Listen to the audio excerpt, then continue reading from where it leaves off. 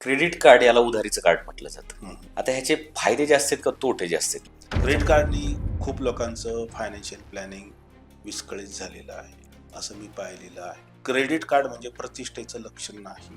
पण शेअर मार्केटला एका बाजूला जुगार म्हटलं जातं आणि एका बाजूला सांगितलं जातं की खूप पैसा त्याच्यात आहे. आता मला हे तुमच्याकडून जाणून घ्यायचं की शेअर मार्केटमधली जी गुंतवणूक आहे ती जोखीमची आहे की फायद्याची?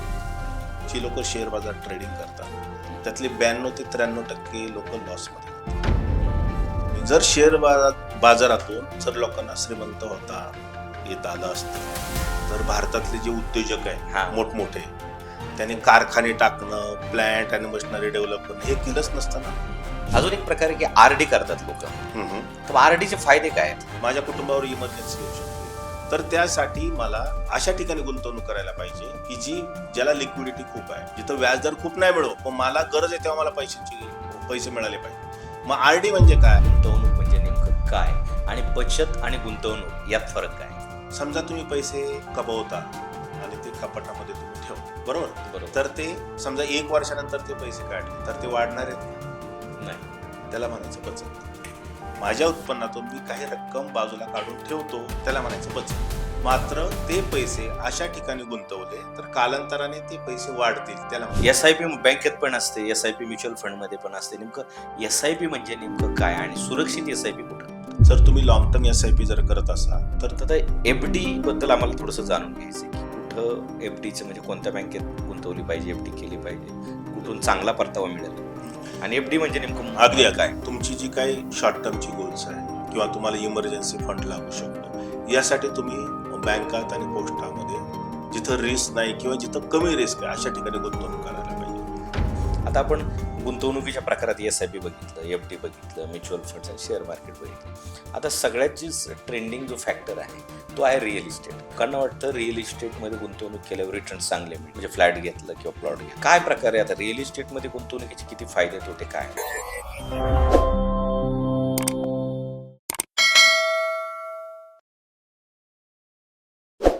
जय महाराष्ट्र मंडळी, मी PK भांडवलकर. सत्ता मंच या व्यासपीठावर पुन्हा एकदा तुम्हा सर्वांचं मी मनपूर्वक स्वागत करतो. तर मंडळी, आजच्या धावपळीच्या युगात पैसा कमावणं जितकं महत्वाचं आहे तितकंच महत्वाचं आहे तो योग्य पद्धतीने सांभाळणं आणि वाढवणं. SIP म्हणजे नेमकं काय? इन्शुरन्स खरंच गरजेचं आहे का? आणि आर्थिक स्वातंत्र्य मिळवण्यासाठी कोणते निर्णय आजच घ्यायला हवेत? या सगळ्या प्रश्नांची सोपी, स्पष्ट आणि विश्वासार्ह उत्तर देण्यासाठी आज आपल्यासोबत आहेत मनी मॅनेजमेंट, SIP, FD आणि इन्शुरन्स क्षेत्रातील अनुभवी तज्ज्ञ श्री वसंत कुटे सर. वर्षानुवर्षांचा अनुभव, वास्तववादी मार्गदर्शन आणि सामान्य माणसाला समजेल अशी आर्थिक शिस्त या सगळ्यांचा संगम म्हणजेच हा आजचा खास पॉडकास्ट. चला तर आपल्या पैशाला योग्य दिशा देऊयात, भविष्य सुरक्षित करूयात आणि आर्थिक निर्णय अधिक शहाणपणानं घ्यायला सुरुवात करूयात. तत्पूर्वी मंडळी, आजचा पॉडकास्ट खूप महत्त्वाच्या विषयावर होणार आहे, खूप इंटरेस्टिंग होणार आहे, त्यामुळे शेवटपर्यंत नक्की बघा आणि चॅनलला जर अजून सबस्क्राईब केलं नसेल तर सबस्क्राईब करून घ्या आणि बेल आयकॉन दाबायला विसरू नका. साहेब नमस्कार. नमस्कार. तुमचं सत्ता मंच या व्यासपीठावर खूप खूप स्वागत. थँक्यू. आपण आलात, खूप आनंद झाला. मला सुद्धा तुम्ही बोलवलं, संधी दिली तर त्याबद्दल तुमचे खूप खूप आभार. तुम्ही कशा आहात? लय भारी. आज आपण जी चर्चा करणार आहोत ती आर्थिकदृष्ट्या असेल की जे करून सामान्य लोकांनाही फायदेशीर असेल, गुंतवणूकदारांनाही फायदेशीर असेल, बिझनेस करणाऱ्या लोकांनाही फायदेशीर असेल, की म्हणजे नेमकं गुंतवणूक, SIP, इन्शुरन्स या सगळ्या बाबत आपण आज सखोल गप्पा मारणार आहोत. नक्की. तर माझं पहिलंच उत्सुकता आहे की नेमकी गुंतवणूक म्हणजे नेमकं काय आणि बचत आणि गुंतवणूक यात फरक काय? बरं, तर आपण आधी समजावून घेऊ की बचत म्हणजे नेमकं काय. एकदा बचत नेमकं काय समजावून घेतलं की गुंतवणूक नेमकं काय हे सुद्धा समजणं सोपं होईल. समजा तुम्ही पैसे कमवता आणि ते कपाटामध्ये तुम्ही ठेवता, बरोबर? तर ते समजा 1 वर्षानंतर ते पैसे काढले तर ते वाढणार आहेत का? नाही. त्याला म्हणायचं बचत. माझ्या उत्पन्नातून मी काही रक्कम बाजूला काढून ठेवतो त्याला म्हणायचं बचत. मात्र ते पैसे अशा ठिकाणी गुंतवले तर कालांतराने ते पैसे वाढतील त्याला म्हणायचं गुंतवणूक. छान. बचत आणि गुंतवणुकीतला हा फरक आहे. बचत केल्यावर पैसे फारसे वाढणार नाहीत, मात्र गुंतवणूक केल्यावर कालान्वये ते पैसे वाढतात त्याला म्हणायचं गुंतवणूक. आता मध्यमवर्गीयांनी किंवा सर्वांनीच गुंतवणूक का करावी? त्याची वैशिष्ट्ये काय? हे बघा, तुम्ही म्हटलात की मध्यमवर्गीय आणि सर्वसामान्यांसाठी आपण हा पॉडकास्ट खरं तर अरेंज केलाय. हम्म. तर त्यांनी गुंतवणूक का करावी? तर सर्वसामान्यांच्या आयुष्यामध्ये अनेक विविध फायनान्शियल गोल्स असतात. त्याला आपण मराठीत आर्थिक उद्दिष्ट म्हणू शकतो. बरोबर. मग ती कोणती असतात? तर मुलांचं उच्च शिक्षण असेल, मुलांचं लग्न असेल किंवा स्वतःचं रिटायरमेंट असेल, किंवा काही अशी लोक असतात की मला पैशाला कामाला लावायचं आणि माझं वेल्थ क्रिएशन करायचंय. तर ही विविध गोल्स असतात. कोणाला घर घ्यायचंय, कोणाला गाडी घ्यायची. तर आपली जी काही फायनान्शियल गोल्स आहेत ती अचीव करण्यासाठी आपल्याला गुंतवणूक करावी लागते. तर ही अशी प्रत्येक व्यक्ती सापेक्ष वेगवेगळी गुंतवणुकीची उद्दिष्ट असू शकतात. पण आता ज्यावेळेस आपण इन्व्हेस्टमेंट करतोय, गुंतवणूक करतोय कुठेतरी, तर त्याच्यात रिस्क फॅक्टर असतो. हम्म. तर तो रिस्क फॅक्टर कसा मॅनेज करायचा किंवा तो मेजरमेंट कसा करायचा? बरोबर. कसं असतं की कोणत्याही गुंतवणुकीमध्ये थोडा बहुत रिस्क फॅक्टर असतोच. बरोबर. आता आपण पाहिलं की बँकेतल्या एफडीज ह्या सर्वात सुरक्षित एफडीज मानल्या जातात किंवा तिथली गुंतवणूक मानली जाते. परंतु आपल्याकडे अशी पण उदाहरणं आहेत. काही कोऑपरेटिव्ह बँका असतील किंवा काही पतसंस्था असतील, तर त्या बुडाल्या. तर तिथं सुद्धा रिस्क आहेच आहे. बरोबर ना? तर रिस्क कुठेही असू शकते. मात्र ती कशी मॅनेज करायची आणि त्यावर म्हणजे त्यावरचा उपाय काय, तर हे आपल्या हातामध्ये आहे. बरं, काही लोक शेअर बाजारात गुंतवणूक करतात. तिथं सुद्धा रिस्क आहेच ना. खूप मोठं. किंवा मग म्युच्युअल फंड मध्ये सुद्धा गुंतवणूक करतात. तिथं सुद्धा रिस्क आहेच आहे. फक्त ती म्हणजे त्या गुंतवणुकीचा कालावधी किती आहे किंवा माझी ती रिस्क घेण्याची क्षमता किती आहे यावर बरंचसं डिपेंड असतं. म्हणजे मी त्या गुंतवणुकीला किती वेळ देऊ शकतो किंवा माझ्या उत्पन्नाच्या किती पर्सेंट मी अशा ऍसेट क्लासमध्ये गुंतवणूक करतो की जिथं थोडी बहुत रिस्क आहे. तर ते त्या व्यक्तीच्या उत्पन्नावर, त्याच्या गुंतवणुकीच्या कालावधीवर ह्या सगळ्या गोष्टी ठरत असतात. आता तुम्ही म्हटले की उत्पन्नावर. मग किती उत्पन्न पाहिजे गुंतवणुकीसाठी मिनिमम? असा कुठलाही क्रायटेरिया नाही. तुमच्या आयुष्यामध्ये जर तुमची फायनान्शियल गोल्स आहेत तर तुम्हाला गुंतवणूक करायलाच हवी. लक्षात घ्या की बेसिक तरी गोल्स आहेत ना. रिटायरमेंटचं तरी गोल आहे. बरोबर. चला, मुलांचं शिक्षणाचं गोल तुम्ही नाही ठेवलं किंवा मुलांचं लग्नाचं गोल नाही ठेवलं, पण जेव्हा तुमचे हातपाय थकतील, बरोबर, तर मग तुम्हाला असा विषय म्हणजे दर महिन्याला ठराविक रक्कम येणं म्हणजे रिटायरमेंट, हे तरी गोल प्रत्येकाचं असायला हवं. त्यामुळे बरोबर. किती गुंतवणूक केल्यावर किती उत्पन्न असल्यावर गुंतवणूक केली हा प्रश्नच नाही. प्रत्येकाने गुंतवणूक करायलाच पाहिजे असं मला वाटतं. आता आपण म्हटलं की प्रत्येकाने गुंतवणूक ही केलीच पाहिजे. मग जास्तीत जास्त मोठ्यात मोठ्या भांडवल असल्यावरच गुंतवणूक केली पाहिजे का? असं काहीच नाही. मी तर सांगतो की सर्वसामान्य लोकांनी उलट गुंतवणुकीला प्राधान्य दिलं पाहिजे. ज्यांच्याकडे भरपूर पैसे आहेत, ज्यांच्याकडे भरपूर मोठा कॅश फ्लो आहे, त्यांच्या काही गोष्टी मॅनेज होतात. पण सर्वसामान्य जी माणसं आहेत त्यांनी उलट गुंतवणुकीला प्राधान्य दिलं पाहिजे. बरोबर आहे. कारण आता नोकरी करणाऱ्या कर्मचाऱ्याकडे असतात ते गुंतवणूक असतात, फंड असतात, हे असतात. पण कधी-कधी छोटे-छोटे व्यवसाय असतात, शेतकरी असतात, शेतमजूर असतात. आता ह्यांनी कशा पद्धतीने गुंतवणूक करायला पाहिजे? तुम्ही फार महत्वाचा मुद्दा बोललाय. मी अनेक माझ्या सेमिनारमध्ये असेल किंवा माझ्या लेखांमध्ये असेल, मी वारंवार सांगितलेलं आहे की गुंतवणुकीचा पण एक फॉर्म्युला आहे. बरं, तो गुंतवणूक तज्ज्ञांनी ठरवला आहे. हा माझा फॉर्म्युला नाही. जसं शाळेमध्ये आपण अंकगणित शिकलो, बीजगणित शिकलो, बरोबर. तो फॉर्म्युला टाकला तर ते अंकगणित किंवा ते बीजगणित सुटायचं. ते फॉर्म्युले सरांनी नव्हते तयार केले, ते गणितज्ञांनी तयार केले होते. तसंच गुंतवणुकीचा एक फॉर्म्युला आहे, ज्याला आम्ही 50-30-20 असं म्हणतो. 50 अधिक 30 अधिक 20 बेरीज किती होते? 100. बरोबर ना. तर तो फॉर्म्युला असा आहे, एखाद्या कुटुंबाचं किंवा एखाद्या व्यक्तीचं महिन्याचं उत्पन्न समजा 100 रुपये असेल, तर पहिल्या 50 रुपयामध्ये त्याचा महिन्याचा जो काही घर खर्च आहे, किराणा लागत असेल, दूध, व्हेजिटेबल्स किंवा लाईट बिल किंवा काय, त्याच्यानंतर त्यामध्ये त्या 50% तुम्हाला ऍड करायचे तुमचे सर्व कर्जांचे हप्ते. मग त्यात घराचं कर्ज असेल, कारचं असेल किंवा मग इतर पर्सनल लोन असतील तो, परत विम्याचे हप्ते, इतर जो काही मॅन्डेटरी जो एक्सपेन्सेस आहे तो तुमच्या पहिल्या 50% आला पाहिजे. 30% पैसे तुम्हाला तुमची जी काही शॉर्ट टर्मची गोल्स आहेत, बरोबर, म्हणजे दरवर्षी तुम्हाला मुलांची शाळेची फी भरायची आहे, दरवर्षी तुम्हाला इन्शुरन्सचा प्रीमियम रिन्यू करायचा आहे, दरवर्षी तुम्हाला प्रॉपर्टी टॅक्स भरायचा आहे, किंवा तुमची 1 ते 3 वर्षामधले किंवा 1 ते 5 वर्षामधले जी फायनान्शियल गोल्स तुम्हाला माहित आहेत त्यासाठी तुम्हाला त्या 30% प्रोव्हिजन करायची. आणि राहिले जे 20% जी गुंतवणूक आहे ती सगळी तुम्हाला कमीत कमी तुमच्या लॉंग टर्मची जी फायनान्शियल गोल्स आहेत. आता लॉंग टर्म म्हणजे काय आणि शॉर्ट टर्म म्हणजे काय ते पण समजावून सांगतो. तर पहिल्या 5 वर्षामधली जी तुमची फायनान्शियल गोल्स आहेत किंवा आर्थिक उद्दिष्ट आहेत त्याला आपण म्हणतो की शॉर्ट टर्म किंवा मिड टर्मची फायनान्शियल गोल. मगाशी सांगितलं त्यासाठी तुम्हाला 30% प्रोव्हिजन करायची आहे. हम्म. बरोबर. आणि जे राहिलेले 20% आहेत ते तुमची लॉंग टर्मची फायनान्शियल गोल्स म्हणजे 5 वर्षांच्या पुढची जी तुमची आर्थिक उद्दिष्ट आहेत त्याच्यासाठी तुम्हाला लॉंग टर्मची गुंतवणूक करायची आहे. मगाशी परत त्या 30%वर येतो. 30% तुम्हाला शॉर्ट टर्म साठी ठेवायचे आहेत. बरोबर. बरोबर. त्याच्यानंतर तुमची जी काही हाऊस मौज आहे, आपण पैसे कमवतो तर थोडी बहुत कुटुंबासाठी आपण हाऊस मौज पण खर्च करायला पाहिजे.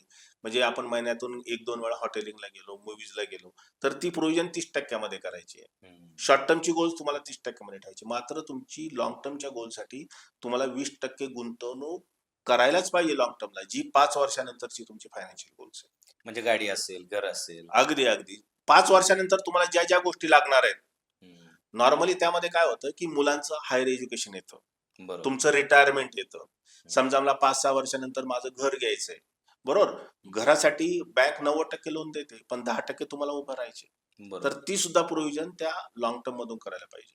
आता ही गुंतवणूक कोणत्या कोणत्या प्रकारात करायला पाहिजे? बरोबर. फार महत्वाचं सांगितलं की मी मगाशी म्हटलं 50% मध्ये खर्च आणि ईएमआय गेले. हम्म. 30% तुमची शॉर्ट टर्म च्या फायनान्शियल गोलसाठी आहेत. तर त्यातली गुंतवणूक ही तुम्ही बँकेत गुंतवणूक करायला पाहिजे, पोस्टामध्ये करायला पाहिजे.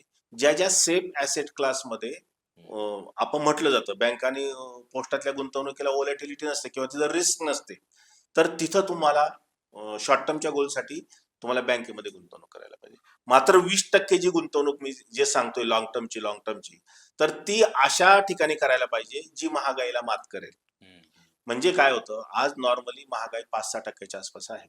बरोबर. बरोबर. महागाईच्या दुप्पट परतावा देणारी कोणती गोष्ट आहे, तर आज भारतात म्युच्युअल फंड त्याला फार महागाईपेक्षा जास्त परतावा देणारा म्हणून एक खूप चांगला गुंतवणुकीचा प्रकार बघितला जातो. मग आम्ही तिथे सांगतो की तुमची 20% तरी तुमची लॉंग टर्मच्या फायनान्शियल गोलसाठी एसआयपी पाहिजे.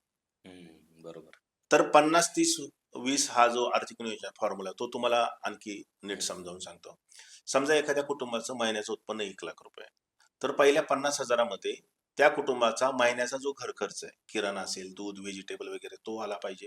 परत त्या कुटुंबाने जे काही कर्ज घेतलंय त्याची ईएमआय आले पाहिजेत. विम्याचे हप्ते वार्षिक असेल तर भागिले 12 करून तो मंथली त्यात आला पाहिजे. बरोबर. मग मुलांची शाळेची फी ती सुद्धा त्या 50% आली पाहिजे. थोडक्यात 1,00,000 पैकी 50,000 रुपये तुम्हाला या गोष्टींसाठी केले पाहिजेत. आता 30% पैसे हे तुम्हाला तुमची जी काही शॉर्ट टर्मची गोल्स आहेत, म्हणजे शॉर्ट टर्म म्हणजे 5 वर्षाच्या आतमध्ये तुमची जी काही फायनान्शियल गोल्स असू शकतात त्याच्यासाठी तुम्हाला 30%ची प्रोव्हिजन करायला पाहिजे. दरवर्षी शाळेची फी भरायची आहे. बरोबर. बरोबर. प्रॉपर्टी टॅक्स भरायचा आहे. किंवा मग इतर काय ट्रिपला जायचंय, दरवर्षी जातात नॉर्मली जातात. तर ती प्रोव्हिजन तुम्ही तिथं करायला पाहिजे. दुसरं की हाऊस मौज सुद्धा की आपण महिन्यातून 1-2दा फॅमिलीला हॉटेलिंगला घेऊन जातो, मूव्हीजला घेऊन जातो, मुलांना खेळणी किंवा काय ह्या सगळ्या ज्या गोष्टी आहेत ह्या 30% प्रोव्हिजन करायला पाहिजे. आणि ही गुंतवणूक ह्या शॉर्ट टर्मच्या गोलसाठी तुम्हाला बँकेत, पोस्टात अशा सेफ ठिकाणी गुंतवली गेली पाहिजे. तिथं मला रिस्क घ्यायची नाही. बरोबर. आता जी शेवटची राहिलेली 20% म्हणजे 1,00,000 उत्पन्न आहे, 50,000 आपण सगळं पाहिलं, ईएमआय घर खर्च, 30,000 रुपये आपण शॉर्ट टर्म साठी आणि हाऊस मौजेसाठी पाहिले. आता जे 20% जे पैसे आहेत म्हणजे 20,000 रुपये यासाठी तुमची जी 5 वर्षानंतर फायनान्शियल गोल्स येणार आहेत, जसं मुलांचं उच्च शिक्षण, मुलांचं लग्न, स्वतःचं रिटायरमेंट किंवा वेल्थ क्रिएशन, 5 वर्षांच्या पुढे ज्या ज्या गोष्टींसाठी पैसे लागणार आहेत तिथं आम्ही रेकमेंड करतो तुम्ही म्युच्युअल फंडची एसआयपी करा. कारण म्युच्युअल फंडची इक्विटी मधली एसआयपी ही महागाईपेक्षा खूप चांगला परतावा देते. महागाई जर 5-6% असेल तर आजवरचा माझा अनुभव आहे, गेल्या 25 वर्ष मी या इंडस्ट्रीमध्ये आहे, तुम्ही जर लॉंग टर्मला थांबलात 5-6 वर्षांच्या पुढे नॉर्मली तुम्हाला महागाईच्या दुप्पट परतावा म्युच्युअल फंडची एसआयपी काढून देते. तुम्ही सुवर्ण मंत्रच सांगितलं गुंतवणुकीचा. थँक्यू. आता तुम्ही आपण जे म्हटलं की एसआयपी, बऱ्याचदा प्रॉब्लेम काय होतो की एसआयपी म्हणजे नेमकं काय हीच कॉन्सेप्ट लोकांची क्लिअर नाही.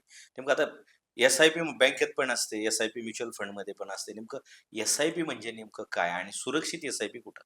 बर. आता एसआयपी नेमकं म्हणजे काय? एसआयपी म्हणजे सिस्टमॅटिक इन्व्हेस्टमेंट प्लॅन, हा लॉंग फॉर्म झाला. बरोबर. तर एसआयपी ला का प्राधान्य द्यायचं? तर मगाशी जी म्हटलं मी तुम्हाला, जर तुम्ही लॉंग टर्म SIP जर करत असाल तर तुम्हाला रिटर्न खूप चांगले मिळतात, महागाईपेक्षा जास्त रिटर्न मिळतात. नॉर्मली जर गव्हर्नमेंटच्या आकड्यानुसार जर महागाई पाहिली किंवा गेल्या अनेक वर्षांचा महागाईची जर सरासरी महागाई पाहिली ती 5-6% आसपास आहे. बरोबर. मग मी जर माझ्या लॉंग टर्मच्या गोलसाठी शॉर्ट टर्मची जी काही मगाशी सांगितलं बँक आणि पोस्टात गुंतवणूक केली, आज नॉर्मली बँकेत FD वर व्याज दर किती मिळतो? 6-7%च्या आसपास. पोस्टात पण तेवढाच मिळतो. मग माझ्या मुलांचं शिक्षण 8-10 वर्षानंतर आहे, बरोबर. मग त्यासाठी मी 5-6% देणारे जर ऍसेट क्लासमध्ये किंवा गुंतवणूक प्रकारात जर गुंतवणूक केली तर ते फारसं प्रॉफिटेबल नाही. प्रॉफिटेबल नाही. मग SIP महागाईच्या वर परतावा देते. गेल्या अनेक वर्षांचा जर अनुभव पाहिला तर नॉर्मली 12-13% आसपास आपल्याला रिटर्न्स मिळतात. हे गॅरंटीड रिटर्न नाहीयेत, हा, बरोबर ना. पण म्हणजे अंदाज हा अंदाजे जो काय अनुभव आहे पुढे ते मागे होऊ बघता शकतं. हा कधी तर 11%, तेवढे कधी रिटर्न्स 12%. मिळतात. नॉर्मली म्हणजे महागाई त्यातून जर 5-6% काढली तर आपल्याला 5-6% महागाईच्या वर परतावा मिळतो, है ना. तर त्यासाठी SIP आम्ही रेकमेंड करतो. आता तुम्ही म्हटलात ना बँकेत सुद्धा SIP काढून दिली जाते किंवा मग तुम्हाला ऑनलाईन प्लॅटफॉर्मवर पण SIP करता येते. पण इथं सगळ्यात महत्वाचं की तुमचं रिस्क ॲपेटाईट किंवा तुमच्या आर्थिक म्हणजे तुमच्या फायनान्शियल प्रोफाईलचा नेमका अभ्यास करून तुमची फायनान्शियल गोल शॉर्ट टर्मची कोणती, लॉंग टर्मची कोणती, हे सगळं जाणून घेऊन तुम्ही आर्थिक सल्लागारामार्फत किंवा म्युच्युअल फंड डिस्ट्रीब्युटर मार्फत जर SIP केली तर ती जास्त इफेक्टिव्ह ठरते. कारण काय होतं, आम्ही पाहिलंय, म्हणजे मी सुद्धा बँकेत काम केलंय. बँकांना त्या ब्रांचला पण काही विशिष्ट टार्गेट दिली जातात, बरोबर. बरोबर. बरं मग ते बँकेतला जो काही सेवक वर्ग आहे तो तेवढे एक्सपर्टीज असेल का म्युच्युअल फंड मध्ये किंवा करणारा Maybe काउंटरवरचा? नसू शकतो, बरोबर. बरं ऑनलाईन प्लॅटफॉर्म तुम्हाला SIP करून देतात.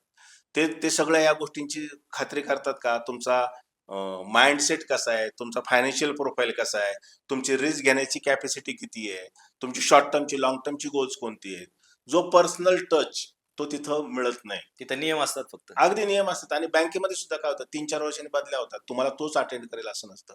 मात्र आमच्यासारखे जे म्युच्युअल फंड डिस्ट्रीब्युटर आहेत हे तुमचा पूर्ण या गोष्टींचा अभ्यास करून तुमची रिस्क घेण्याची कॅपॅसिटी कोणती आहे, कशी आहे, तुमचा फायनान्शियल प्रोफाईल कसा आहे, तुमची शॉर्ट टर्म लॉंग टर्मची गोल्स कोणती आहेत आणि तुम्हाला कोणत्या प्रकारच्या स्कीम्स द्यायच्या, हा थोडा अभ्यास करून, म्हणजे मला तर गेली 25 वर्षे मी या इंडस्ट्रीमध्ये, तर त्या पद्धतीने आम्ही सांगतो. म्हणून नॉर्मली तुम्ही आर्थिक तज्ञांशी चर्चा करून, फायनान्शियल एक्सपर्टची चर्चा करून गुंतवणूक केलेली कधी चांगली. मग तिथं जास्त रिस्क नाही. नाही, रिस्क सगळीकडेच आहे, पण त्यांनी जाणून घेतलंय ना, तुमचा फायनान्शियल प्रोफाईलचा अभ्यास केलाय, तुम्हाला तो शॉर्ट टर्म साठी लॉंग टर्मचे Suggest नाही करणार. नाही करणार किंवा लॉंग टर्म साठी शॉर्ट टर्मचं नाही सजेस्ट करणार.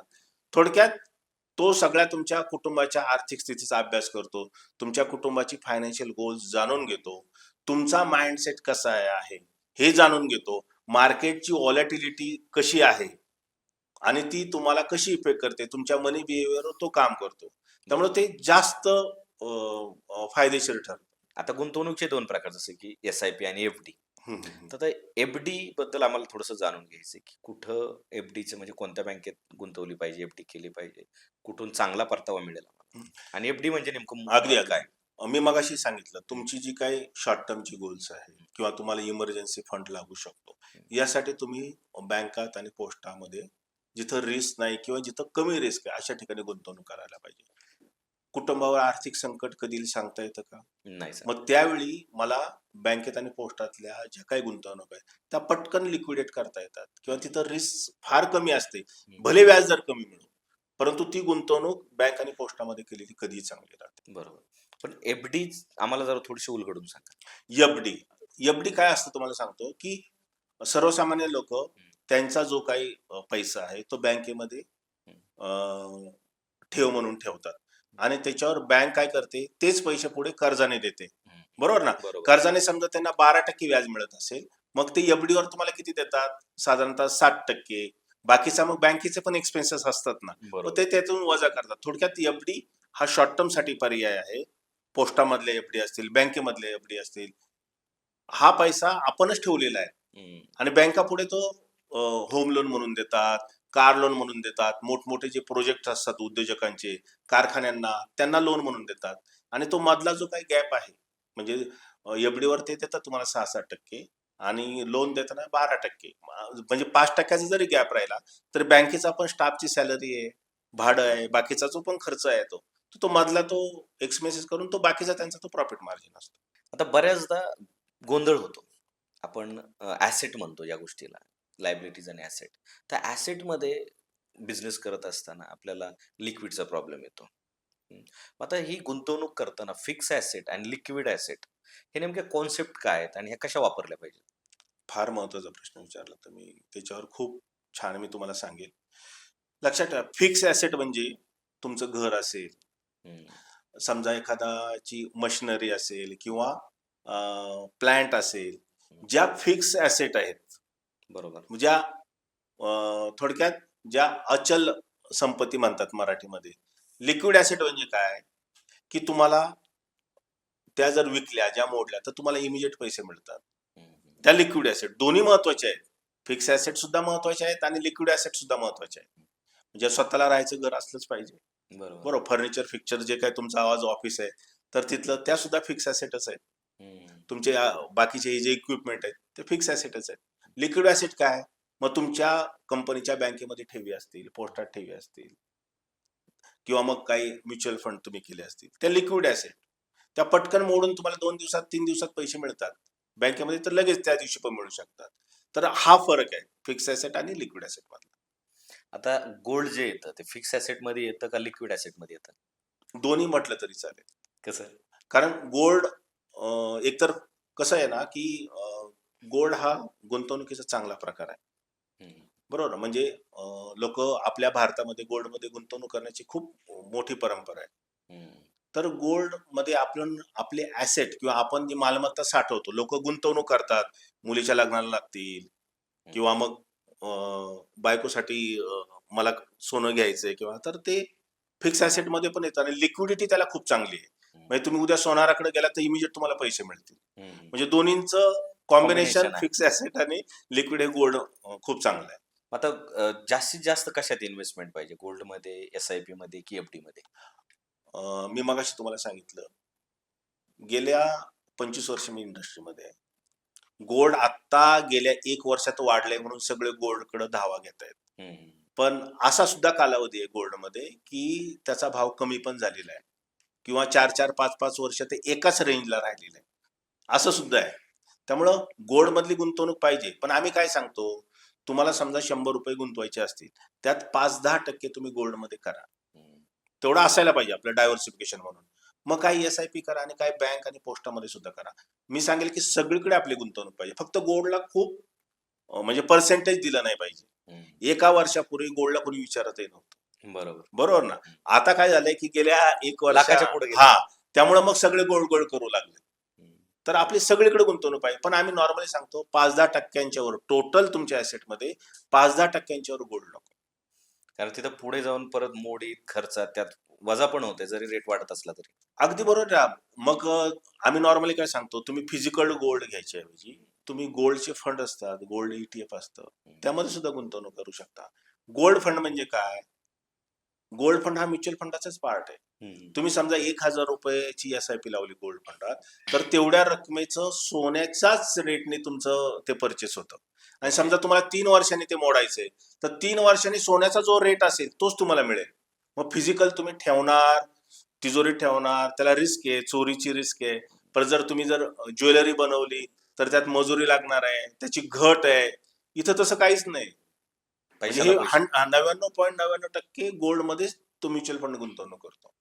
मग आम्ही सांगतो की जर तुम्हाला सोन्याचं जर गुंतवणूक करायची असेल, तर फिजिकल सोनं घ्यायच्या वेळी तुम्ही बेटर वे हं. गोल्ड फंड असतील किंवा गोल्ड ETF मध्ये असेल त्यामध्ये गुंतवणूक करा. खूप छान. थँक्यू. कारण आता अजून एक प्रकार आहे की आर-डी करतात लोकं. तर आर-डीचे फायदे काय आहेत? मगाशी मी काय तुम्हाला सांगितलं की माझ्या आयुष्यातली जी काही शॉर्ट टर्मची गोल्स आहेत, हं. 3 ते 5 वर्षांची, हं. ही गोल्स आहेत किंवा मला इमर्जन्सी फंड लागू शकतो. कुटुंबावर कोणतं आर्थिक संकट येऊ शकतं. हं. उद्या गाडी खराब होऊ शकते. उद्या घरातलं कोणतरी आजारी पडू शकतं. बरोबर. बरोबर, किंवा इतर कुठल्या कारणासाठी मला शॉर्ट टर्मसाठी पैशांची गरज लागू शकते. माझ्या कुटुंबावर इमर्जन्सी येऊ शकते. तर त्यासाठी मला अशा ठिकाणी गुंतवणूक करायला पाहिजे की ज्याला लिक्विडिटी खूप आहे. हं. जिथं व्याजदर खूप नाही मिळो, पण मला गरज आहे तेव्हा मला पैसे मिळाले पाहिजे. मग आरडी म्हणजे काय? दर महिन्याला आपण रिकरिंग डिपॉझिट बँकेमध्ये करतो. समजा बरोबर. तुम्ही 5,000ची आरडी लावली, तर दरमहा तुमच्या सेव्हिंग अकाउंटवरून 5,000 रुपये तिथं आरडी मध्ये गुंतवले जातात. ते एक डिपॉझिटचाच प्रकार आहे. आता तुम्ही कधीही मोडू शकता, है ना? तर आरडी करणं पण चांगलं आहे. तुमच्यासाठी इमर्जन्सी फंड असेल किंवा शॉर्ट टर्मची गोल्स असतील, तर त्यासाठी आरडी करणं सुद्धा खूप चांगलं आहे. एक उदाहरण सांगतो. समजा तुमचा इन्शुरन्स, गाडीचा इन्शुरन्स किंवा तुमचा हेल्थ इन्शुरन्स किंवा तुमचा टर्म इन्शुरन्स दरवर्षी तुम्हाला हप्ता भरायचा आहे. समजा टर्म इन्शुरन्सला तुम्हाला 12-15 हजाराचा हप्ता आहे. तुम्ही 1,000 रुपयाची जर आरडी केली, तर 12 महिन्यांनी तुम्हाला 12,000 आणि त्याच्यावर काय 1,001 रुपयाचं व्याज, 1,001 रुपयाचं व्याज मिळेल. मग त्यातून तुम्ही टर्म इन्शुरन्सचा हप्ता भरू शकता. गाडीचा बाबा इन्शुरन्स रिन्यू करायचा फोर व्हीलरचा 10-12 हजार रुपये लागतात. तेवढ्या रकमेची 1,000 रुपयाची आरडी केली, तर तुम्ही ती मोडून तुम्ही गाडीचा इन्शुरन्स रिन्यू करू शकता. इवन तुम्हाला वर्षातून ट्रिपला जायचंय फॅमिली घेऊन, समजा तो काय खर्च आहे 40,000, 50,000, ₹1,00,000, तर दर महिन्यात 10,000ची आरडी केली, तर वर्षाला 1,20,000 त्यात जे काय व्याज म्हणून तुम्ही फॅमिलीची ट्रिप करू शकता. आरडी पण फार महत्वाची आहे, तर प्रत्येकाने करायला हवं असं मी सांगेन. क्या बात आहे. आता मार्केटमध्ये गुंतवणुकीची चर्चा सगळ्यात जास्त असते ती शेअर मार्केट बद्दल असते. पण शेअर मार्केटला एका बाजूला जुगार म्हटलं जातं आणि एका बाजूला सांगितलं जातं की खूप पैसा त्याच्यात आहे. आता मला हे तुमच्याकडून जाणून घ्यायचंय की मी शेअर मार्केट मधली जी गुंतवणूक आहे ती जोखीमची आहे की फायद्याची आहे? सर, शेअर बाजारला जुगार म्हटलं जातं. तो काही अंशी कोणाच्या बाबतीत खरा ठरतो, तर ज्याला शेअर बाजाराचा अनुभव नाही, हम्म, ज्याला शेअर बाजाराचं नॉलेज नाही, बरोबर. ज्याची रिस्क घेण्याची कॅपॅसिटी नाही, त्याच्या दृष्टीने शेअर बाजार जुगार असं मी म्हणेल. मग शेअर बाजारात कोणी गुंतवणूक करावी? डायरेक्ट शेअर बाजारात म्हणजे कंपनी शेअर्स कोणी घ्यावे? हम्म, ज्याला एक्सपिरियन्स आहे, ज्याला त्या कंपन्यांचे दर क्वार्टरली रिझल्ट डिक्लेअर होतात, ते रिझल्ट म्हणजे फायनान्शियल रिझल्ट असतात ते, बरोबर.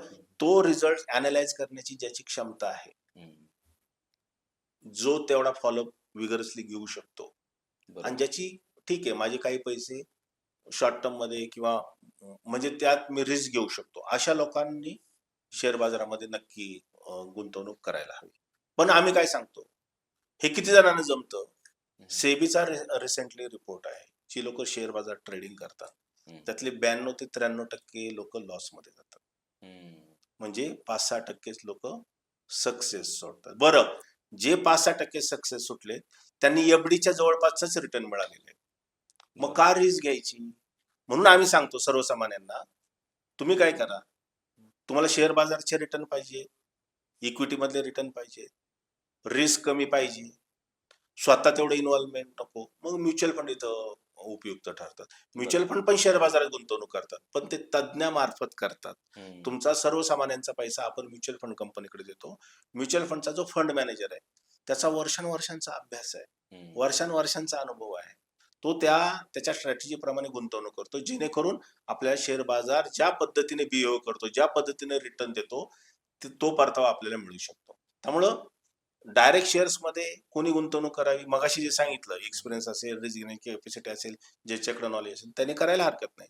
पण अशी फार कमी लोक आहेत.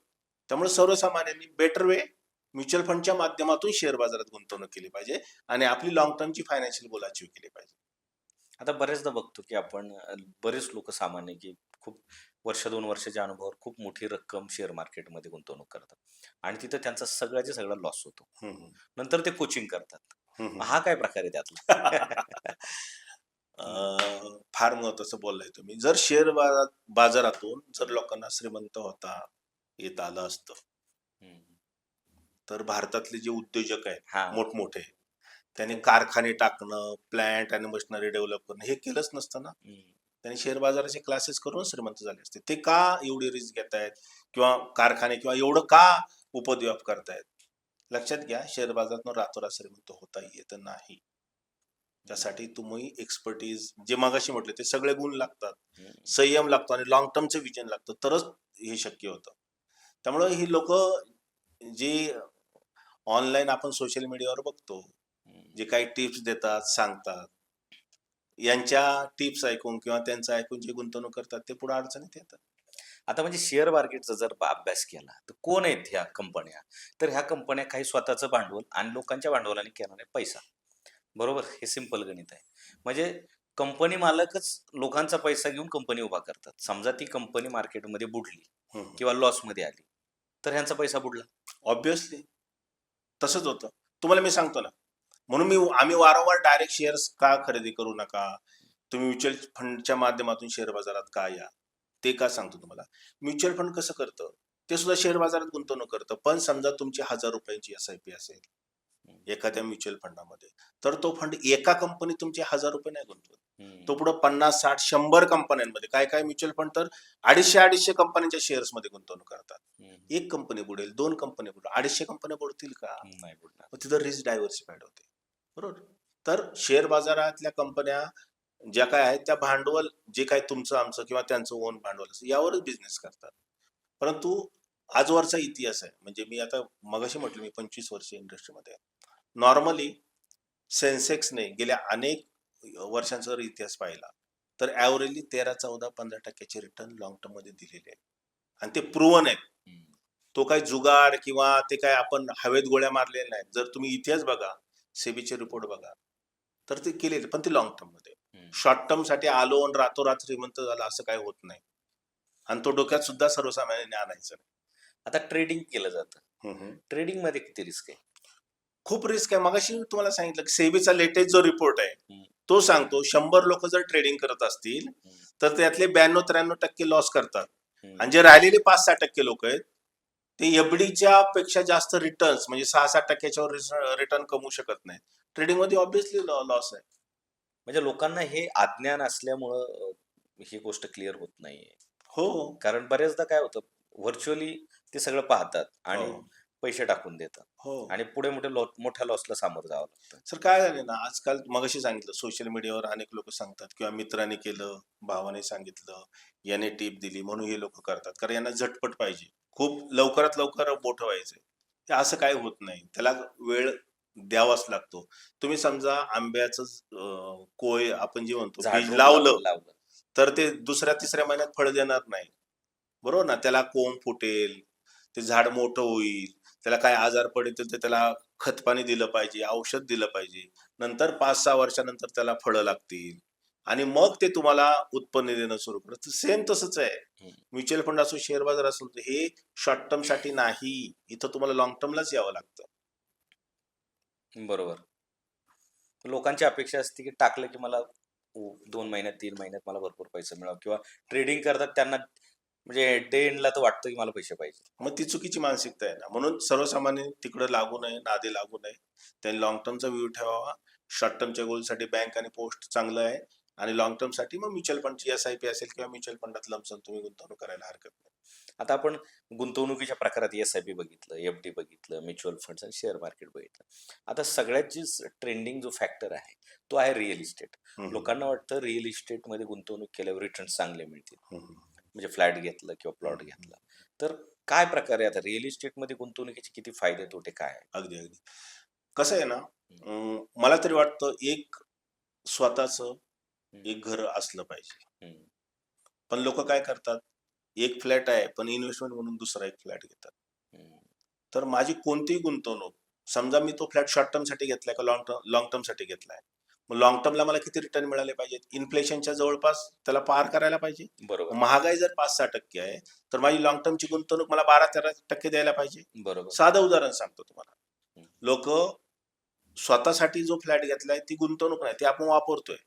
पण गुंतवणूक म्हणून जर फ्लॅट घेतला असेल तर त्याचा जो रेंट यील्ड आहे, म्हणजे एक उदाहरण सांगतो, 50 लाखाचा जर फ्लॅट घेतला तर मला 12-15 पण जाऊ द्यात, म्युच्युअल फंड समजा लॉंग टर्म मध्ये 12-15 कदाचित देत असेल, 12-15 पण जाऊ दे, पण 10% तरी मला ते रेंट मिळेल का? 50 लाखाच्या फ्लॅटला दरवर्षी मला 5 लाख भाडे मिळेल का? नाही मिळणार. नाही मिळणार. तो रेंट यील्ड भारतातला येतो साधारणतः 3%च्या आसपास. बरं, कॅपिटल ऍप्रिसिएशन सुद्धा फारसं होत नाही. तुमचं रिअल इस्टेट किंवा तुमचा फ्लॅट कुठल्या एरियात लोकेट आहे, कुठल्या एरियात तुम्ही घेतलाय, ते सुद्धा खूप मॅटर करतं कॅपिटल ॲप्रिसिएशनच्या बाबतीत.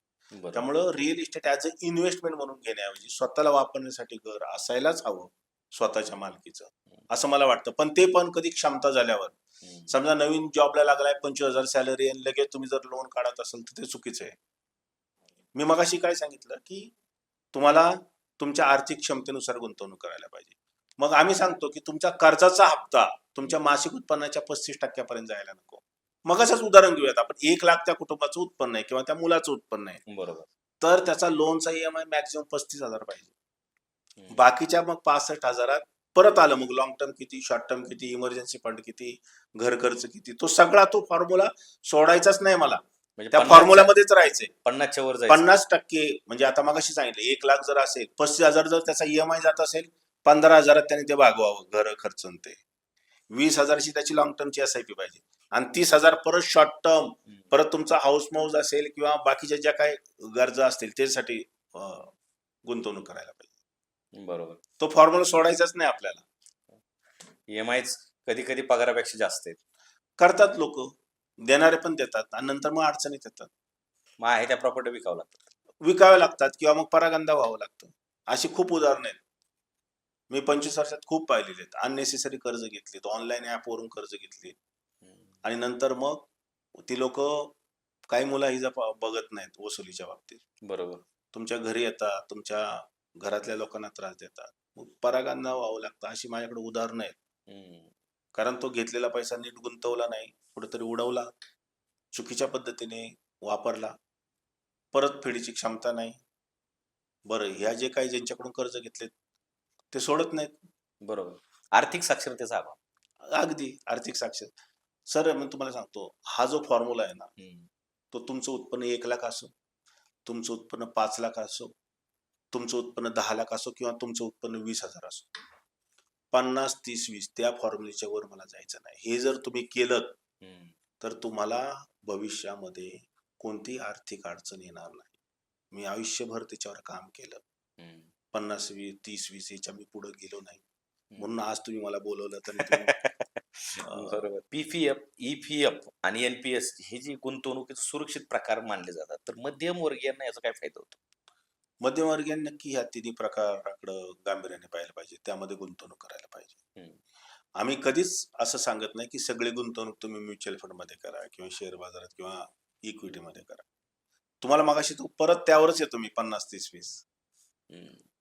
आपली गुंतवणूक सगळ्या प्रकारात पाहिजे. बँकेत पण पाहिजे, पोस्टात पण पाहिजे, कंपनीतून PPF कट केला जातो त्यामध्ये पण करायला हवी. हम्म. NPS ते सुद्धा थोडं बहुत करायला हवं. हम्म. सगळ्या ऍसेट क्लास किंवा सगळ्या गुंतवणुकीच्या प्रकारामध्ये आपली गुंतवणूक करायला पाहिजे.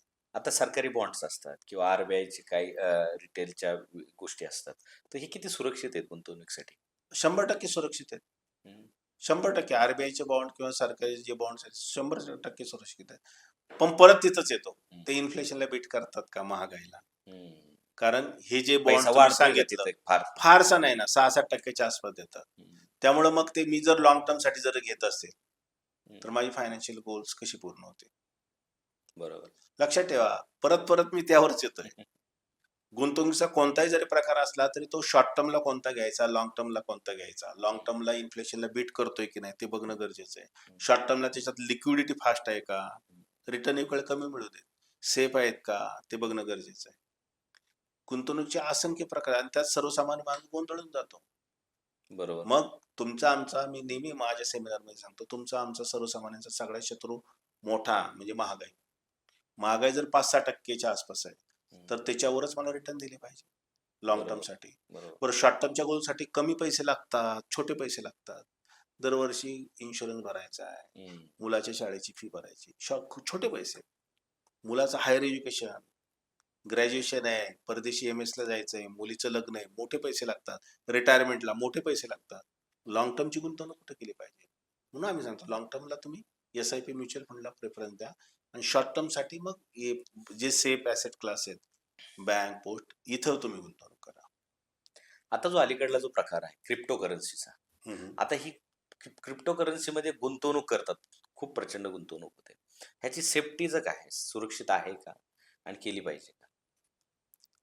लक्षात घ्या, कोणत्याही गुंतवणूक प्रकारामध्ये त्यातला नियंत्रक कोण आहे ते बघणं गरजेचं आहे. म्हणजे बँकांवर नियंत्रक कोण आहे?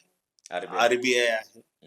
म्युच्युअल फंड किंवा शेअर बाजारावर नियंत्रक कोण आहे? सेबी आहे. बरोबर. इन्शुरन्सवर नियंत्रक कोण आहे? IRDA आहे. हम्म. रिटायरमेंट जे फंड्स आहेत त्याच्यावर नियंत्रक कोण आहे? तर PFRD आहे. क्रिप्टोला नियंत्रकच नाही. मग ज्या गोष्टीला नियंत्रक नाही, हम्म. बरं आपल्या देशाचे अर्थमंत्री असतील किंवा आरबीआयचे गव्हर्नर यांना वेळोवेळी क्रिप्टो करन्सीच्या बद्दल म्हणजे विरोध दर्शवला किंवा ते समर्थन करत नाही. मग ज्या गोष्टींना कायदेशीर मान्यता नाही, ज्या गोष्टींना नियंत्रण कोण करणारा नाही, अशा गोष्टींमध्ये मी गुंतवणूक करा असं कधी सुचवत नाही. समजा ह्याच्यात फसवणूक झाली तर जबाबदार कोणाला धरता येईल? कोणालाच धरता येत नाही. म्हणून तर म्हटलं ना, हम्म. बँकेने काय केलं तर तुम्ही आरबीआय कडे जाऊ शकता. हम्म. म्युच्युअल फंड किंवा इक्विटी मार्केटला सेबी गाईड नियंत्रक आहे, तुम्ही त्यांच्याकडे कंप्लेंट करू शकता. यांना कोणच नाही. हम्म. म्हणजे केवळ रिटर्न चांगले मिळतील किंवा ज्या म्हणजे आपल्या देशाचे जे काही रूल्स आहेत ते जर त्यांना मान्यता नाही तर अशा गोष्टीत गुंतवणूक करायची का? तर मी तर सांगतो बाबा त्यापासून दूर राहिलेलं म्हणजे रिस्क फॅक्टर जास्त आहे. रिस्क फॅक्टर जास्त 100% रिस्क. ऑब्विसली. तिथं तुमचे पैसे बुडाले तर तुम्ही कोणाला पकडणार? कोणालाच आणि तो आपण virtual जबाबदार money धरू आहे. शकत नाही. मग त्याचे रिटर्न्स पण किती असतील हे पण सांगता येत नाही. त्याचे खालीवर होत असतील रिटर्न्स. ते पण खूप व्हॉलॅटिलिटी असते. त्याच्यात पण खूप टॅक्सेशन आहे. आता क्रिप्टोवर आरबीआयने त्याला प्रमोट करू नये किंवा ते थोडंसं त्याकडे लोकांनी गुंतवणूक करू नये म्हणून खूप टॅक्सेस लावले. आरबीआय जर त्याला प्रमोट करत असेल तर टॅक्सेस लावलेच नसते. बरोबर. कॅपिटल गेन टॅक्स किंवा TDS वगैरे हे खूप आहेत क्रिप्टो करन्सीला. आरबीआयला ते नको आहे, हम्म. परंतु लोक करतात. बरोबर. म्हणजे जसं हातभट्टीची दारू आहे, हम्म. लोक बेकायदेशीरपणे करतात, गव्हर्नमेंटला नको आहे ते. बरोबर. त्याने बरोबर ना? हेल्थ इश्यू आहेत. हेच मग हा फायनान्शियल हेल्थचा इश्यू आहे ना, क्रिप्टो करन्सी किंवा बरोबर. फॉरेक्स इलिगल फॉरेक्स ट्रेडिंग वगैरे लोक करतात. हम्म. हे सगळे ह्या गोष्टी मी कधीच प्रमोट करत नाही आणि करणार नाही. हा, आपल्या देशात तसे कायदे झाले, आरबीआय बोललं किंवा त्यांनी समजा नियंत्रण काय आणलं तर एक वेळ आपण शेवटचा पर्याय किंवा जर आपल्याला पटलं त्या तर आपण गुंतवणुकीपैकी एक ऑप्शन म्हणून आपण पाहू पाहू शकतो. पण कधी? जर आलं तर कायदेशीर मान्यता. कायदेशीर मान्यता. गव्हर्नमेंटचा विरोध आहे, उद्या प्रॉब्लेम झाला, पैसे पळून गेला, तो माणूस गेला. कितीतरी बुडाले. सर तुम्हाला सांगतो की 3-4 वर्षापूर्वीची गोष्ट आहे. माझं गाव जुन्नर तालुक्यात आहे. तर तेव्हा पण असं तिथं 3-4 वर्षापूर्वी एक असा क्रिप्टोचं कॉइन आलं होतं. बऱ्याच आमच्या गावातल्या लोकांनी गुंतवणुका केल्या तिथे. गावच्या ग्रुपवर मी आहे, व्हॉट्सअप ग्रुपवर मी वारंवार तिथं लेख लिहून टाकत होतो की याला मान्यता नाही, यात रिस्क फॅक्टर खूप मोठा आहे, पैसे आपले बुडू शकतात. तुम्हाला सांगायला म्हणजे आश्चर्य वाटेल, अनेक लोकांचे पैसे बुडले. काय कायनी तर पतपेढीतून म्हणजे जमिनी तारून ठेवून पतपेढीत कर्ज घेतले आणि त्या क्रिप्टोमध्ये गुंतवणूक केली. सगळे बुडाले.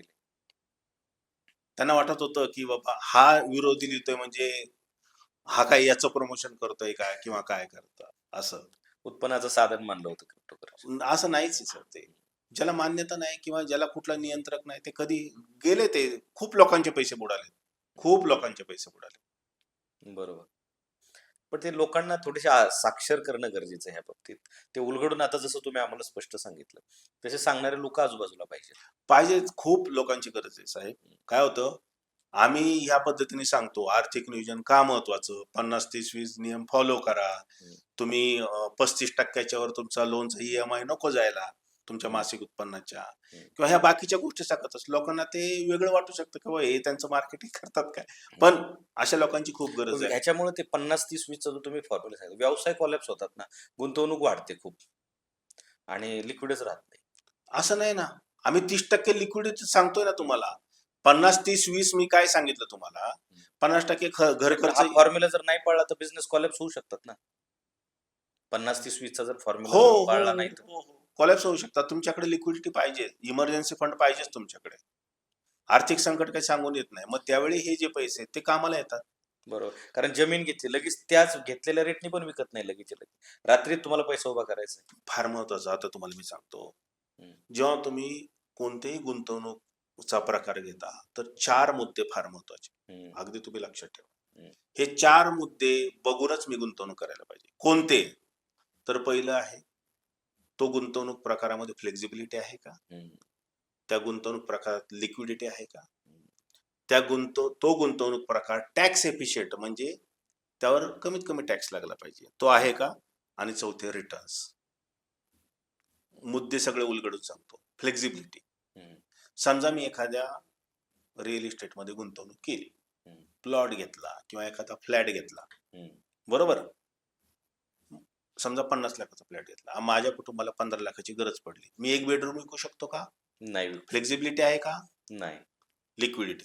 चला, मला 50च्या 50 लाखाची गरज पडली, मी फ्लॅटचा प्लॉटचा व्यवहार किती दिवसात करू शकतो? त्याला वेळ लागतो, लगेच होत नाही. लिक्विडिटी नाही, बरोबर?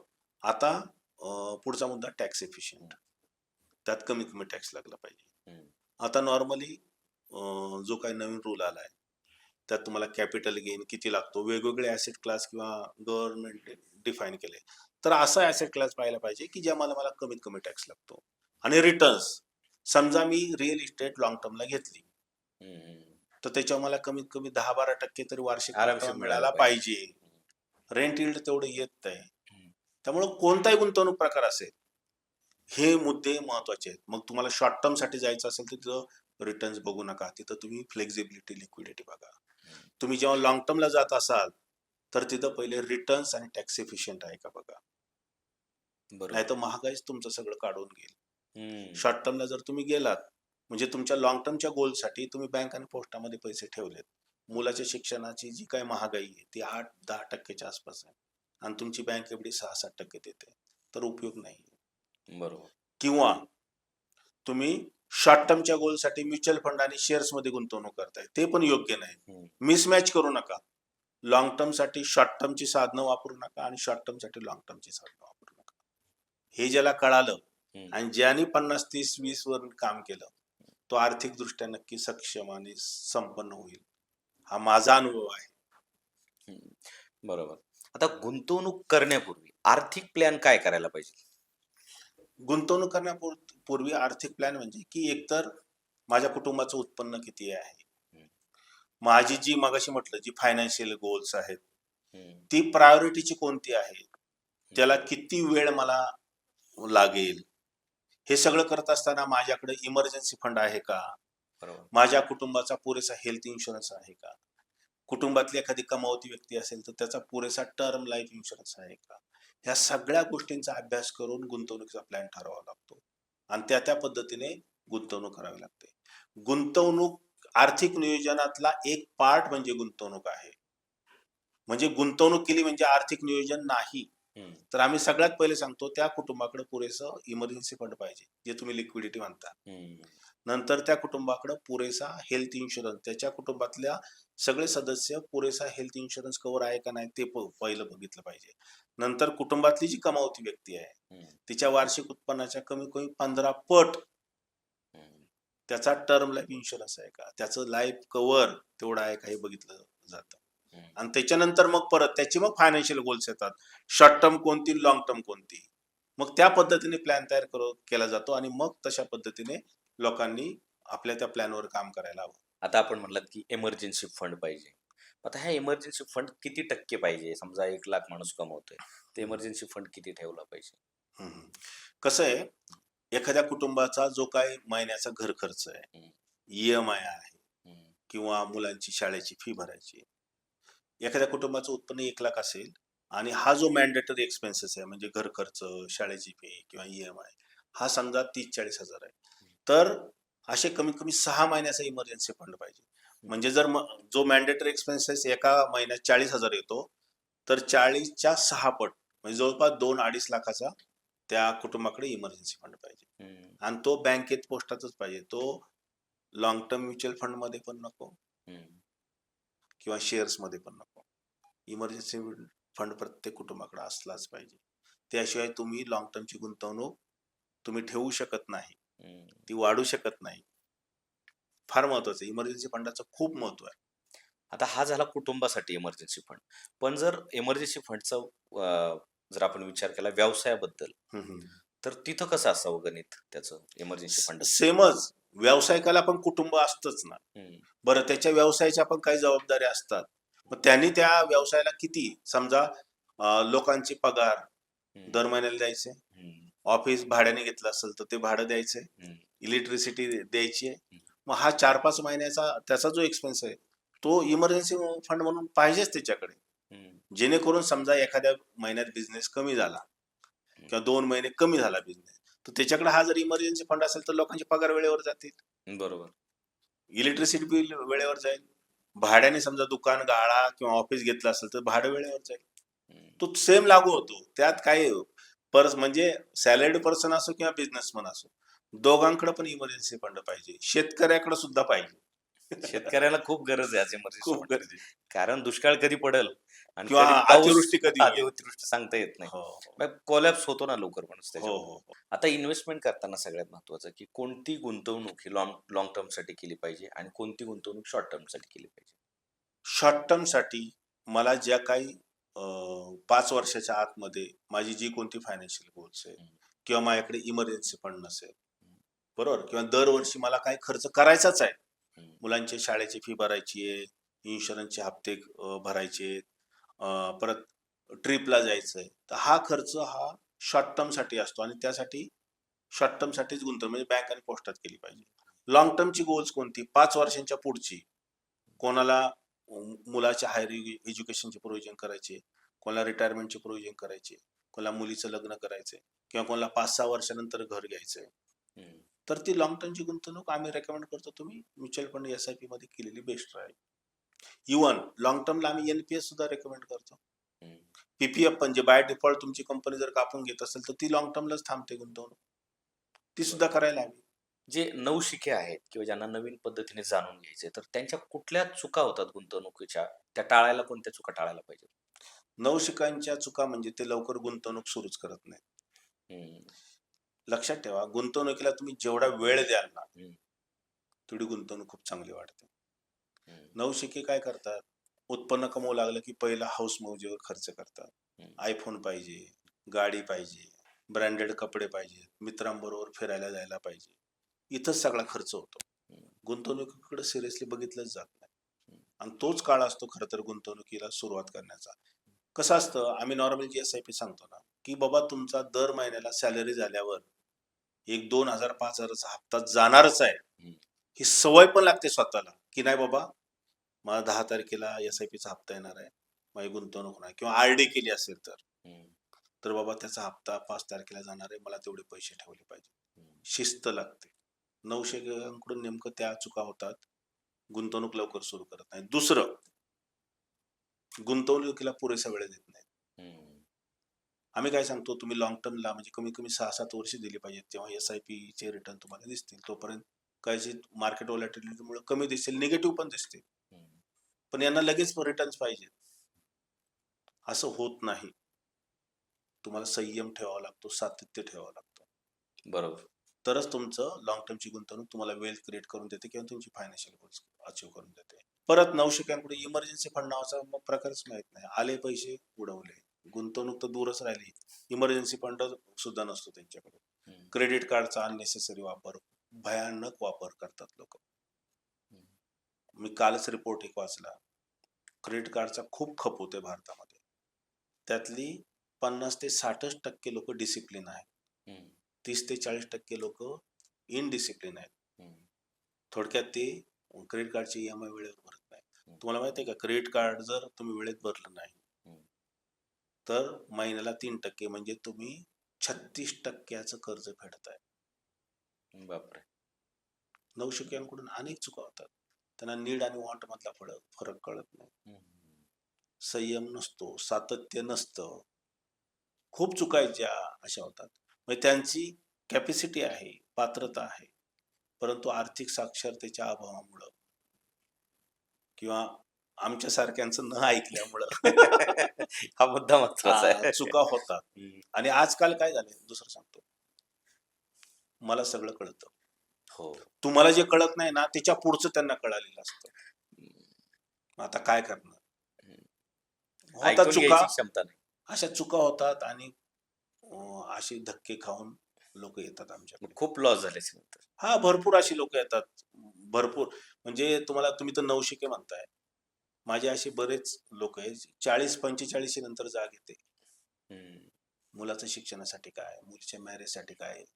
40 आता पुढच्या 10-15 वर्षात मी रिटायर होईल किंवा कंपनीने डिस्कंटिन्यू केलं तर रिटायरमेंटचं काय. सुरुवातीचं वर्ष गुंतवणूक शिवाय घालवतात, अमाप खर्च करतात आणि नंतर मग फक्त 10-15 वर्ष हातात राहिली मग जागे होतात. अशी अनेक उदाहरणं आहेत माझ्याकडे. बरोबर. आता हे क्रेडिट कार्डचा विषय निघाला. क्रेडिट कार्ड याला उधारीचं कार्ड म्हटलं जातं. हम्म. आता ह्याचे फायदे जास्त आहेत का तोटे जास्त आहेत? नेमकी काय ही कॉन्सेप्ट आहे? जरा थोडी डिटेलमध्ये आम्हाला सांगतात का?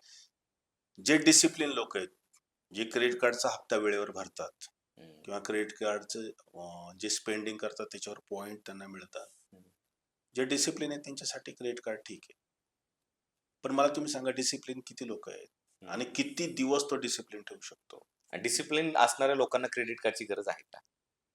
ऑब्विसली म्हणजे ठेवावं एखादं क्रेडिट कार्ड असावं असं मी पण म्हणतो. मी क्रेडिट कार्डच्या कुठल्या बाबतीत मी विरोध आहे किंवा मी खूप कडकडीत लिहितो त्याच्यावर क्रेडिट कार्डवर.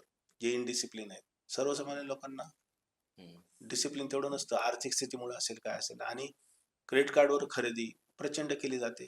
गरज नसताना जास्त वस्तू घेतल्या जातात. नीड आणि वॉन्ट. फरकच नाही कळत आणि मग ती गडबड होते. त्यामुळे क्रेडिट कार्ड एखादं असावं, पण ते आम्ही सांगतो तुम्ही पॉकेट म्हणजे वॉलेटमध्ये ठेवू नका, ते कपाटात ठेवा घरात. आलं लक्षात? कपाटात ठेवा, घरात ठेवा ते.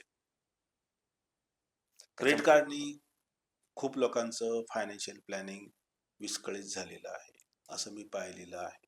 25 वर्षात खूप असे अनुभव अनेक लोकांचे आलेत आणि काही डिसिप्लिननी वापरणारी लोक पण मी पाहिलेली आहेत. क्रेडिट कार्ड चांगला वापर करणारे लोक आहेत, ज्याला स्वतःवर कंट्रोल आहे, ज्याला डिसिप्लिन आहे, जो क्रेडिट कार्डचे हप्ते वेळेवर भरतो, त्याने एखादं क्रेडिट कार्ड ठेवायला हरकत नाही. पण दुसरं, क्रेडिट कार्ड म्हणजे प्रतिष्ठेचं लक्षण नाही. साहेब, आपण गुंतवणुकीबाबतीत ह्या बऱ्याच गोष्टी तुम्ही आम्हाला सांगितल्या. पण गुंतवणूक करताना बऱ्याच लोकांच्या डोक्यात एक गोष्ट असते की टॅक्स वाचला पाहिजे. आता ह्या टॅक्स कुठल्या कुठल्या गुंतवणूक केल्यावर टॅक्स वाचतो? आता काय झालंय या अर्थसंकल्पामध्ये 12 लाखापर्यंतचं उत्पन्न टॅक्स फ्री केलंय बरोबर. न्यू रिजिम मध्ये. बरोबर. आता टॅक्सचा जो ओल्ड रिजिम आहे त्यामध्ये टॅक्ससाठी सवलती आहेत. ATC ची जी काही सवलत आहे 1.5 लाखापर्यंत जर तुम्ही गुंतवणूक केली ATC च्या अंडर तर तुमचा टॅक्स वाचतो. बरोबर. मेडिक्लेम जर पॉलिसी असेल तर ATD च्या खाली 25,000 पर्यंत ती सूट आहे. अशा टॅक्स वाचण्याच्या खूप पद्धती किंवा बरेचसे गुंतवणुकीचे प्रकार आहेत. पण आता आहे ना गव्हर्नमेंटलाच न्यू रिजिम प्रमोट करायचा आहे. त्यामुळं कालांतराने आहे ना टॅक्स बचत किंवा काय हे कन्सेप्टच जाईल की काय असं मला वाटू लागलं. 12 लाखापर्यंत उत्पन्न टॅक्स फ्री केल्यावर काय राहतं पुढं? बरोबर. सामान्यांसाठी तर खूप मोठी काय गोष्ट आहे. हा खूप मोठी गोष्ट आहे ती. आणि 12 लाखाच्या वर उत्पन्न असेल तर टॅक्स वाचवण्याचा प्रश्न येत नाही. सरळ म्हणजे न्यू रिजिम मध्ये तुम्ही गेलं कधी बेहतर. बरोबर. साहेब, निवृत्त झाल्याच्या नंतर जे नियोजन आहे फायनान्शियल, ह्याच्यासाठी सर्वात सुरक्षित गोष्ट कोणती आहे? सगळ्यात महत्वाचं म्हणजे सर, निवृत्तीसाठी आज कोणतंही प्रोडक्ट नाही. एक उदाहरण सांगतो. तुम्हाला कार घ्यायची तर कार लोन मिळतंय, घर घ्यायचं तर हाऊसिंग लोन मिळतंय, मुलांचं शिक्षण नाही प्रोव्हिजन केली तर एज्युकेशन लोन मिळणार आहे. रिटायरमेंटसाठी प्रोडक्ट आहे का? काहीच नाही. त्यामुळं रिटायरमेंट हे प्लॅनिंग हे प्रत्येकाने करणं गरजेचं आहे आणि ते सुरक्षित असलं पाहिजे, त्याच्यावर रिटर्न पण चांगले असले पाहिजे, हे बघणं पण खूप महत्वाचं आहे. बरं, मी रिटायरमेंटसाठी जी गुंतवणूक करतोय ती परत महागायला बीट करते का नाही हे पण बघितलं पाहिजे. आपल्याकडं खूप म्हणजे काय मिसकन्सेप्शन्स आहेत, म्हणजे खूप चुकीच्या कल्पना आहेत लोकांकडे. तर त्यावर काम करायला पाहिजे.